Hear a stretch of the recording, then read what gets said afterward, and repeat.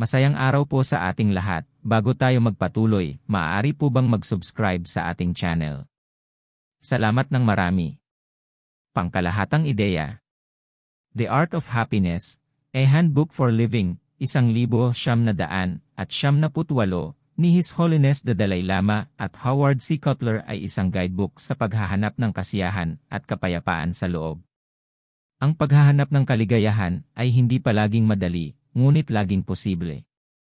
Kahit sino ay maaaring maging mas maligaya sa pamamagitan ng paglinang ng pakikiramay at pagpapanatili ng mabuting mga gawi sa pag-iisip.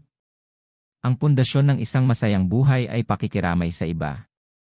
Ang anumang pagkakaiba sa pagitan ng mga tao ay pangalawa sa pangunahing karapatang maging masaya at maiwasan ang pagdurusa, isang karapatan na tinataglay ng lahat ng tao. Ang pananampalataya, pinagmulang etniko, at iba pang pagkakaiba ay mababaw kapag isinasaalang-alang kasabay ng malalim na katotohanang ito. Lahat ng tao ay likas na banayad at mabait. Kapag sila ay nagalit o marahas, ito ay isang aberasyon lamang sa kanilang pangunahing kabutihan. Ang mga tao ay nagnanais na madama na konektado sa isa't isa, na nagtaap sa isang ibinahaging pakiramdam ng sangkatauhan. Ang paglayo sa landas na iyon ay nagdudulot ng emosyonal na sakit at maligalig na kaisipan, samantalang ang pakikiramay at empatiya ay nagtataguyod ng walang hanggang kaligayahan. Ang lahat ng kahulugan at layunin sa buhay ay nagmumula sa paghahangad ng kaligayahan para sa sarili at sa iba. Ang kaligayahan ay maaaring minsan ay tila isang chimerical na layunin, ngunit ito ay makatotohanan at makakamit. Gayunpaman, nangangailangan ito ng pangmatagalang dedikasyon at pagsisikap. Walang mabilis na lunas para sa depresyon o isang madaling sikreto sa paghahanap ng agarang kaligayahan. Sa halip, ang pagkamit ng kaligayahan ay isang trial and error na proseso na nagsasangkot ng pag-iwas o paglaban sa mga negatibong emosyon gamit ang mga positibong emosyon. Sa pamamagitan ng patuloy na paglalapat ng pamamaraang ito, paglilinang ng pagiging positibo at pag-aalis ng negativity, ang tunay na pagbabago ay posible. Maaaring kailanganin na subukan ang iba't ibang mga diskarte, at walang isang paraan ang garantisadong gagana. Ang mga tao ay komplikado, at ang kalagayan ng pag-iisip ng sinumang partikular na tao ay nakasalalay sa napakaraming salik na maaaring mahirap matukoy ang sanhi.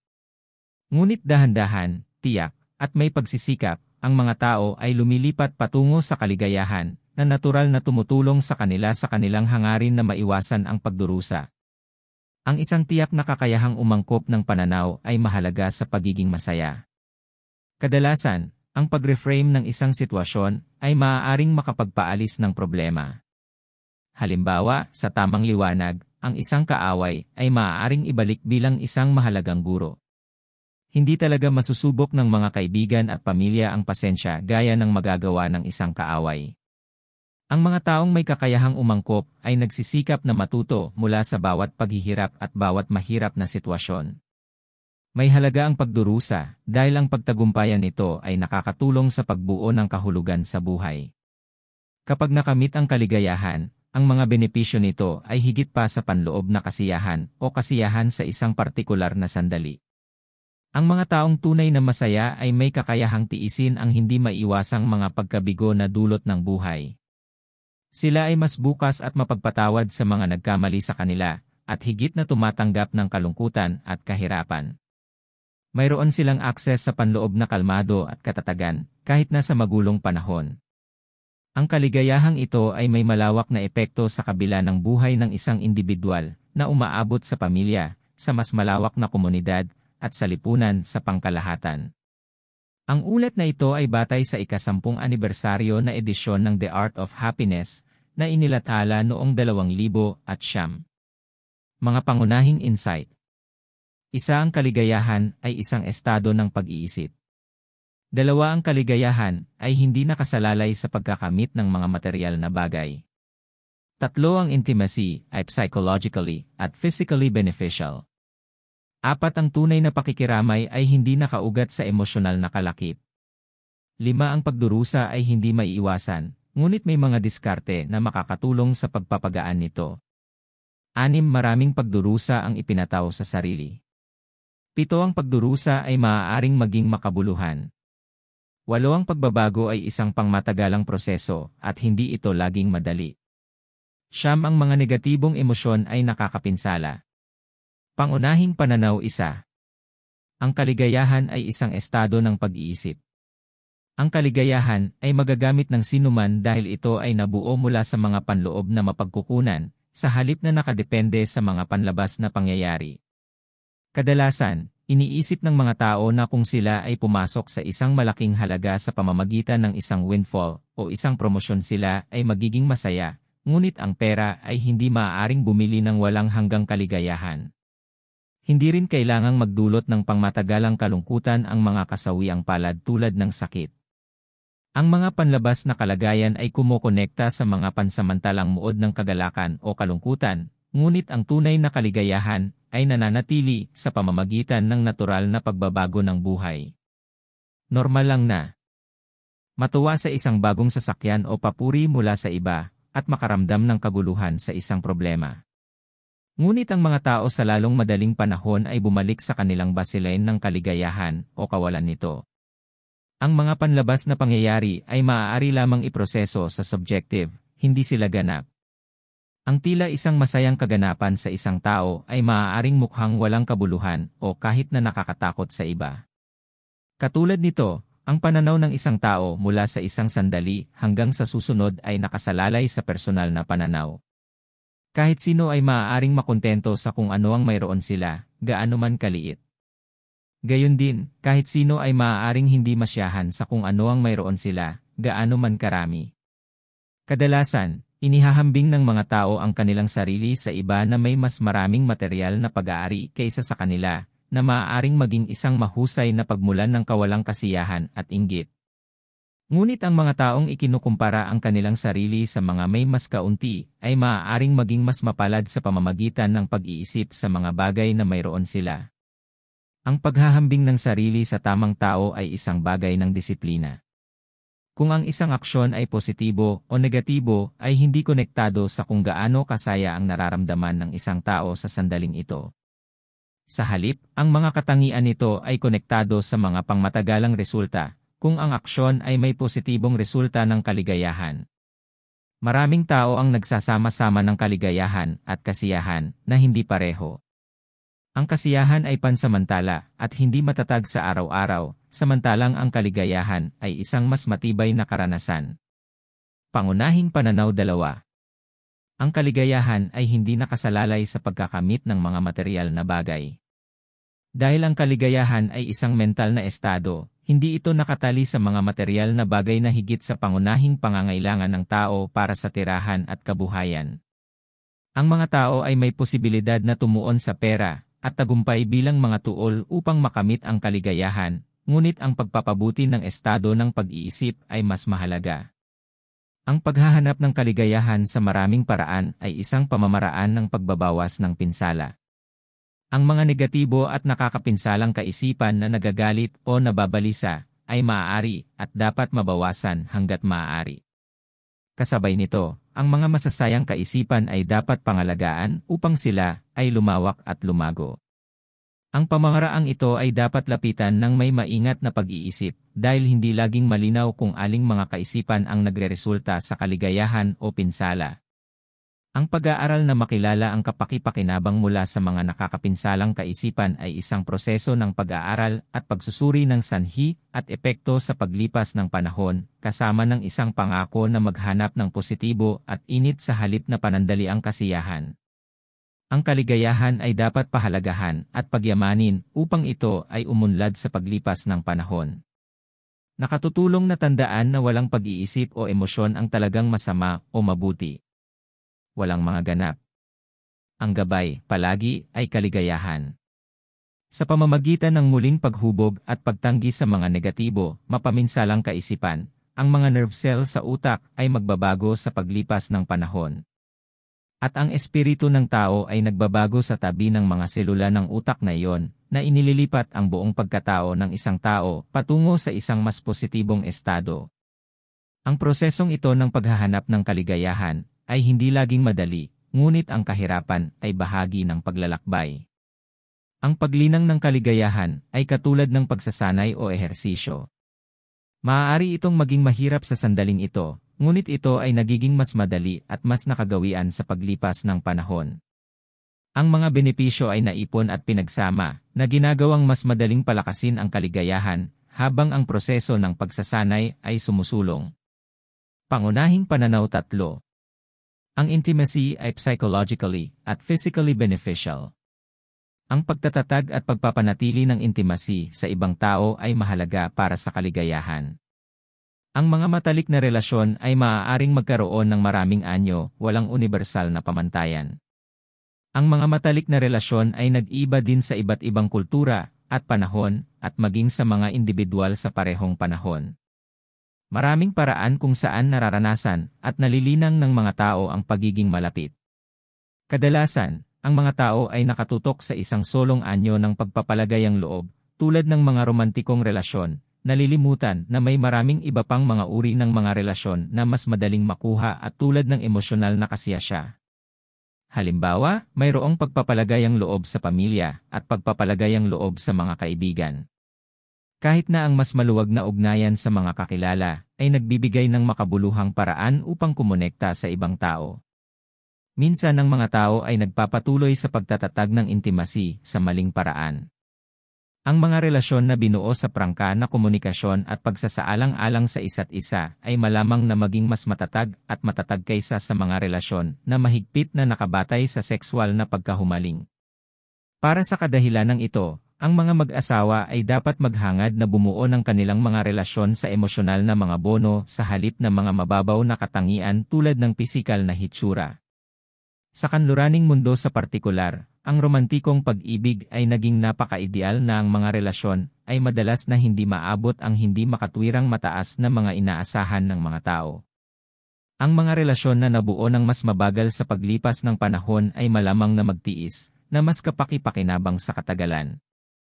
Ang isang paraan upang magtatag ng isang matatag na relasyon ay ang pagbabatayan nito sa empatiya, na nakakatulong na mabawasan ang mga salungatan at pagkabalisa. Ang mga taong tunay na nakikiramay sa pagdurusa ng ibang tao ay may posibilidad na bumuo ng mas matibay na interpersonal na ugnayan. Sa pamamagitan ng pagpapanatili ng isang bukas na isipan at pananatiling maingat sa mga background at pananaw ng ibang tao, mas madaling bumuo ng magagandang personal na koneksyon at magtatag ng tapat na kaugnayan. Pangunahing pananaw 4. Ang tunay na pakikiramay ay hindi nakaugat sa emosyonal na kalakip. Ang pakikiramay, ang simpleng hangarin para sa iba na huwag magdusa o mapahamak, ay isang mental na saloobin na nagbubunga ng kabutihan, pananagutan, at paggalang.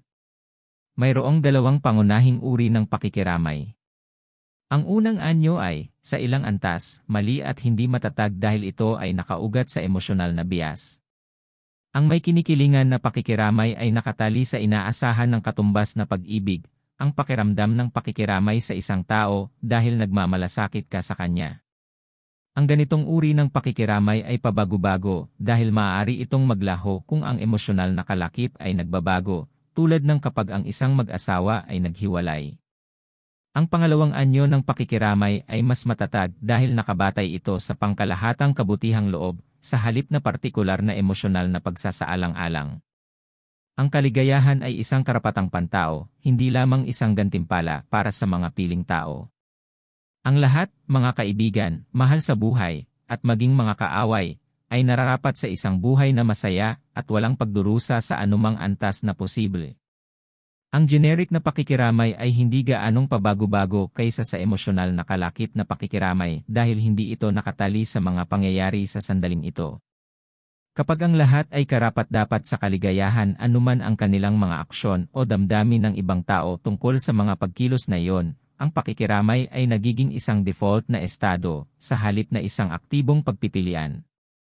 Palaging inaalok ito ng walang kalakip na mga string. Ang pakikiramay ay hindi mahigpit na altruistic. Ang paglinang ng pakikiramay ay maaaring maging isang makasariling pagsisikap na nag-aalok ng masusukat na halaga kapwa sa pisikal at emosyonal. Iminumungkahi ng pananaliksik na ang mga mahabagin na tao ay nakadarama ng mas masaya at malusog kaysa sa kanilang hindi gaanong mahabagin na mga katapat. Ang pakikiramay sa iba ay binabawasan ang panganib para sa sakit sa puso at tinutulungan ang mga tao na tumugon ng mas mahusay sa stress, na humahantong sa mas mahusay na mga resulta sa kalusugan. Pangunahing pananaw 5. Ang pagdurusa ay hindi maiiwasan, ngunit may mga diskarte na makakatulong sa pagpapagaan nito. Lahat ng tao ay nahaharap sa paghihirap at pagdurusa. Ang pagkawala, lalo na sa mga anyo ng pagtanda, pagkakasakit, at kamatayan, ay hindi maiiwasan. Ang pagharap sa mga hindi maiiwasang ito sa isang emosyonal na malusog na paraan, ay maaaring makatulong na mabawasan ang pagdurusa, ngunit hindi ito ganap na burahin. Ang unang hakbang upang makayanan ang masakit na pagkawala ay tanggapin ito bilang natural na bahagi ng buhay.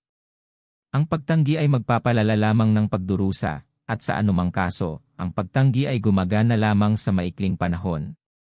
Halimbawa, ang isang taong humihinto sa pagharap sa pagkamatay ng isang miyembro ng pamilya, ay malamang na mahulog sa isang malalim na depresyon pagkatapos ng isang panahon ng pagtanggi. Ang mga hindi malusog na diskarte sa pagharap tulad ng mabigat na alak at paggamit ng droga ay magdudulot ng pinsala sa mahabang panahon, kahit na ang mga ito ay tila nakakatulong na mapawi ang pagkawala bilang isang pansamantalang panukala sa sandaling ito. Ang isang mas epektibong diskarte sa pagharap sa pagkawala ay ang pagsasaayos ng ugali. Nakikita ng bawat tao ang mundo sa isang paraan na nagpapatindi o nagpapababa ng kanilang pagdurusa. Halimbawa, ang mga taong nakikita ang pagtanda bilang negatibo at hindi kasiyasya ay makakaranas ng pagkabalisa at kalungkutan tungkol sa paglipas ng panahon na isang bagay na wala silang kapangyarihang baguhin.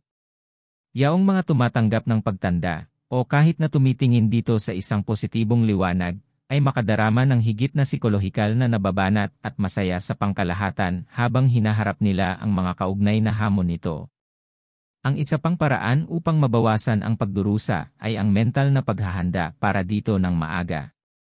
Ang pag-asam sa pagkamatay ng isang mahal sa buhay, halimbawa, ay maaaring makatulong sa pagpapagaan ng takot sa paligid nito. Ang mental na paghahandang ito ay hindi maaaring ganap na mabura ang sakit ng pagkawala, ngunit ito ay isang epektibong pamamaraan sa pagharap. Pangunahing pananaw 6. Maraming pagdurusa ang ipinataw sa sarili. Bagamat hindi maiiwasan ang ilang uri ng pagdurusa, madalas itong maiiwasan. Ang ilang mga problema ay hindi nagdudulot ng pagdurusa sa kanilang sarili, ngunit ang pag-iisip sa mga problemang iyon ay maaaring magpalala sa kanila. Halimbawa, ang isang tao na nag-iisip na ang isang kasawiyang dumarating sa kanya ay hindi makatarungan, maaaring mabalisa o mabalisa sa damdamin. Ang pagkabalisa na ito mismo ay maaaring maging isang distraction na ginagawang mahirap na lutasin ang anumang problema. Sa ibang pagkakataon, ang pag-aayos sa isang problema ay nagdudulot ng emosyonal na sakit. Ang mga taong sobrang sensitibo ay maaaring mag-reply ng ilang hindi patas na senaryo sa kanilang isipan, halimbawa, na nagpapanatiling sariwa sa emosyonal na sakit sa halip na hayaan itong maghilom. Mahalagang matukoy ang pagkakaiba sa pagitan ng sakit mismo at mga kaisipang nagpapalawak o nagpapatindi sa sakit na iyon nang hindi kinakailangan. Ang mga emosyon tulad ng takot, pagkakasala, at galit ay maaaring magmukhang mas malala pa kaysa sa tunay na sitwasyon. Ang isang paraan upang maibsan ang hindi kinakailangang pagdurusa ay subukang tingnan ang sitwasyon mula sa ibang pananaw. Sa pamamagitan ng pagsusuri sa isang sitwasyon sa ganitong paraan, maaaring maging malinaw na ang isang bagay na sa una ay tila hindi patas ay hindi, sa katunayan, hindi patas. O maaaring ang isang sitwasyon na tila may problema ay sa katunayan ay normal at walang dapat ikabahala. Halimbawa, ang mga mag-asawa na ang pagnanasa sa isa't isa ay bumababa sa paglipas ng panahon ay maaaring maging malungkot sa estado ng kanilang relasyon. Ngunit ang gayong mga pag-iibigan ay normal at kadalasan ay hindi dapat alalahanin. Ang isa pang paraan para mabawasan ang pagdurusa ay tanggapin na walang perpekto. Ang mga tao ay nagkakamali. Ang mga taong nakakaranas ng pinsala sa kamay ng iba ay maaaring makiramay sa mga nanakit sa kanila sa pamamagitan ng pagkilala sa kanilang sariling mga pagkakamali. Ang empatya ay laging nagpapadali sa pagpapatawad. Ang pagbabago ay ang pinagmumulan ng hindi kailangang pagdurusa dahil ang mga tao ay may posibilidad na labanan ito. Ngunit sa parehong oras, ang pagbabago ay maaaring maging mapagkukunan ng kaginhawaan dahil walang emosyonal na estado ang permanente, kabilang ang sakit at galit. Ang isang taong nakadarama ng pagkakasala o kalungkutan ay, ayon sa mga batas ng sansinukob, sa kalaunan, ay may ibang mararamdaman. Pangunahing pananaw 7. Ang pagdurusa ay maaaring maging makabuluhan. Sa mga pagkakataon kung saan ang pagdurusa ay hindi maiiwasan, ang isang mabuting paraan upang makayanan ang sitwasyon ay upang hanapin ang anumang kahulugan nito. Minsan ang emosyonal na sakit ay maaaring maging mas matigas at matatag ang mga tao. Sa ibang pagkakataon, maaari silang maging mahina at mas umaasa sa iba. Ang parehong mga resulta ay maaaring maging mahalaga. Ang isa pang paraan kung saan ang pagdurusa ay makabuluhan ay ang pagpapalalim ng kapasidad para sa empatiya at pakikiramay. Ang mga taong nagdurusa ay mas malamang na makaramdam ng simpatiya sa pagdurusa ng iba at, hanggat maaari, tumulong na pigilan o mapagaan ang pagdurusa na iyon. Physiologically, ang sakit ay nagsisilbi ng isang mahalagang function. Ang sakit ay maaaring hindi kaaya-aya sa sandaling ito, ngunit ito ay may layunin. Ang mga taong hindi nakakaramdam ng sakit ay regular na sinasaktan ang kanilang sarili o nagpapalala ng mga kasalukuyang pinsala. Ang biological phenomenon na ito ay isang magandang metapora para sa emosyonal na sakit na nagsisilbi ng katulad na proteksyon na function. Pangunahing pananaw 8. Ang pagbabago ay isang pangmatagalang proseso at hindi ito laging madali. Ang mga tao ay may hindi kapani-paniwalang kapangyarihan na magbago para sa mas mahusay, kabilang ang kakayahang pahusayin ang kanilang sariling kaligayahan. Ngunit walang mabilisang pag-aayos para sa kalungkutan o ninanais na pagbabago, kahit na ang kulturang kanluranin ay madalas na nagmumungkahi ng iba. Ang tunay na pagbabago ay isang proseso na nagbubuka sa paglipas ng panahon. Kaya napakahalaga na magkaroon ng makatotohanang mga inaasahan tungkol sa kung gaano karaming pagsisikap ang kakailanganin ng pagbabagong iyon, gaano katagal ito, at kung ano ang magiging hitsura ng pag-unlad sa pang-araw-araw na batayan. Maaaring mabagal ang pag-unlad, at malamang na mangangailangan ito ng patuloy na pagpapasya. Ang edukasyon tungkol sa isyong kinakaharap ay ang unang hakbang sa pagpapatibay ng positibong pagbabago. Ngunit ang pag-aaral mismo ay hindi sapat upang magkaroon ng pagbabago. Ang paniniwala at determinadong aksyon ay kailangan din. Ang pagtigil sa paninigarilyo ay isang magandang halimbawa ng lahat ng tatlong kinakailangang sangkap. Ang ilang mga bansa ay pinipigilan ang edukasyon tungkol sa mga nakakapinsalang epekto ng paninigarilyo na pumipigil sa mga tao sa unang pagmumuni-muni ng pagtigil. Ngunit kahit na ang mga tao ay mahusay na pinag-aralan tungkol sa mga pinsala ng paninigarilyo, kailangan nilang magpasya na huminto, pagkatapos ay maglagay ng seryosong pagsisikap upang aktwal na maisabatas ang desisyong iyon. Ang kaalaman na ang paninigarilyo ay nakakapinsala, ay dapat na isama sa isang napapanatiling pagsisikap upang aktwal na pigilan ang paninigarilyo. Ang mga bagong gawi ay nangangailangan ng pag-iisip at pagkilos, ito man ay isang individual na nagsisikap na huminto sa paninigarilyo, isang komunidad na gustong mag-recycle, ng higit pa, o isang pandaigdigang pagsisikap na pigilan ang pag-asa sa mga fossil fuel. Ang mga bagong gawi ay maaaring magsimula kapag ang mga tao ay nakakaramdam ng isang espesyal na pakiramdam ng pagkaapurahan na nagbibigay ng lakas sa kanilang mga pagsisikap. Ang lansihin ay huwag hayaang magkaroon ng negatibong estado ng pag-iisip. Kadalasan, pinanghihinaan ng loob ang mga tao kapag nakatagpo sila ng mga hadlang sa paghahanap ng kaligayahan, kahit na ang mga hadlang na iyon ay pansamantala lamang. Makakatulong na tandaan na ang kaligayahan at kagalakan ay natural na mga estado, samantalang ang negativity ay hindi natural. Ang mga positibong pag-iisip ay maaaring maging isang mahusay na tuol sa paglaban sa negativity. Pangunahing pananaw 9. Ang mga negatibong emosyon ay nakakapinsala. Ang mga negatibong emosyon tulad ng galit at puot ay nakakapinsala sa maraming paraan, kapwa pisikal at emosyonal. Ang mga pessimistic na emosyon ay gumugulo sa isipan at nagpapalungkot sa mga tao. Pinipigilan din ng masasamang damdamin ang kakayahang kumonekta sa iba, pinapawi ang pakikiramay at ang pagnanais na tumulong sa iba. Ang galit ay maaaring hindi palaging hindi maiiwasan, ngunit may mga pamamaraan na maaaring magpawala o kahit naganap na mawala ito. Dapat palaging direktang harapin ang galit, ngunit hindi ito dapat iwanang walang pigil. Ang isa sa mga pinakamahusay na tuol upang labanan ang galit ay pagsusuri. Ang mga galit na tao ay dapat subukang maingat na siyasatin ang kanilang sariling mga damdamin na naghahanap upang maunawaan kung bakit ang galit ay nabuo sa unang lugar. Kadalasan, ang mismong pagkilos ng pagbagal upang pag-aralan ang isang sitwasyon ay nakakatulong sa pagpapagaan ng isip at makagambala sa mga negatibong pattern ng pag-iisip. Ang isang problema sa madilim na emosyon ay ang mga ito ay paikot at nagpapatuloy sa sarili. Ang galit ay nagdudulot ng galit sa isang bahagi dahil ang katawan ay nagiging aroused sa isang paraan na ginagawang mas madaling kapitan ng pangangati ang isip. Totoo rin ito sa mga positibong emosyon na ginagawang mas masaya ang mga tao at hindi gaanong mahina sa mga negatibong sitwasyon. Ang pasensya at pagpaparaya ay parang mga kalamnan na lumalakas sa pagsasanay. Kung saan ang galit ay mapanira, ang pasensya ay nakabubuo. Tulad ng galit, ang mga negatibong emosyon tulad ng pagkabalisa at pag-aalala ay emosyonal at pisikal na nakakaubos at nakakapinsala sa paglipas ng panahon.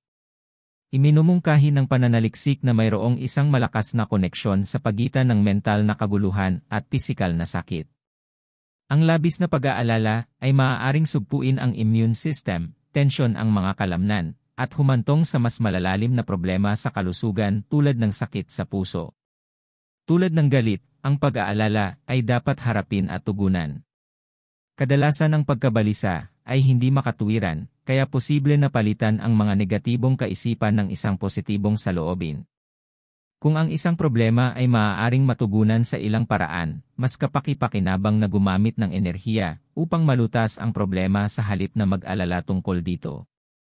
At kung ang isang problema ay hindi matugunan, hindi makatuwiran na mag-alala, dahil ang mga negatibong emosyon ay magpapalala lamang sa sitwasyon. Mahalagang tao. Ang Dalai Lama ay ang espiritual na pinuno ng Tibetan Buddhism. Siya ang pang-14 na tao na may hawak ng titulo. Si Howard C. Cutler, ang co-author, ay isang American psychiatrist. Estilo ng mga may akda. Si Howard C. Cutler ang pangunahing may akda, dahil ang aklat ay isinulat sa unang tao mula sa kanyang pananaw. Ngunit ang aklat ay pangunahing nakabatay sa mga ideya ng Dalai Lama. Ang isang mabilis na tala ng may akda ni Cutler ay naglalarawan sa kanyang pamamaraan bilang isang manunulat kung saan kasama ang pagsasama-sama ng kanyang mga personal na pag-uusap sa Dalai Lama, pati na rin ang mga panipi mula sa mga akda at pampublikong pahayag ng Dalai Lama. Ang teksto ay nahahati sa 5 pangunahing bahagi na nakaayos ayon sa paksa.